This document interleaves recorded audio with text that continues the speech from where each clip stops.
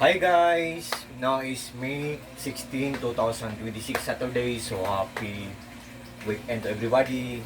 Guys, LB, that shoes store or shop. Ang mura-mura lang for just only no price lang.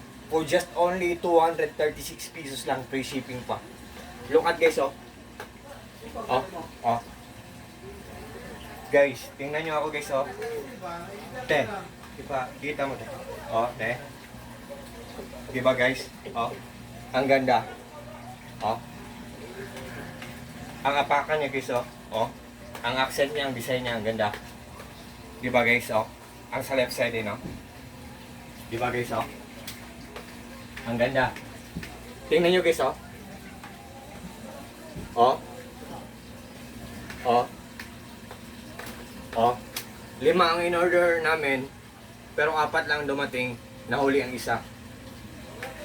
From lb.shop. Ang ganda guys, oh. Oh. Oh, tingnan nyo guys, oh. Diba guys? Kung interesado kayo guys, pag nag-order kayo sa link ko, for sure po talagang hindi kayo maghinayang kasi walang masasayang. For sure po talagang hindi kayo mag-regret. What you see is what you get, nothing more, nothing less, walang labis, walang kulang po. The best talaga. Guys, meron akong joke guys ha. Ang may-ari nito guys, ang seller nito sa LB.shoes, ewan ko kung paano niya inisip, kung malulugi ba siya or hindi, kung politician siya.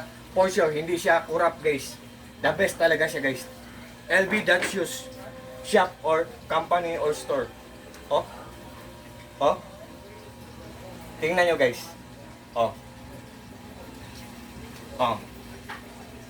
Oh. Oh. Pang jogging shoes, for hiking, for walking, and also for wandering, panggala. Oh. Blue, color blue sa sister ko to. Color black sa papa ko to. Isang black. At isang black naman sa brother-in-law ko. Ang white sa akin at ang white na isa nahuli sa tita ko. Yun, no? Look at guys, oh. So sa lahat po ng mga friends ko dyan, especially na po palaging nag-order sa mga products ko, sa links ko, thank you so much sa trust po at suporta. Guys, kung interesado kayo nito, just trust me, just click my link and just try po.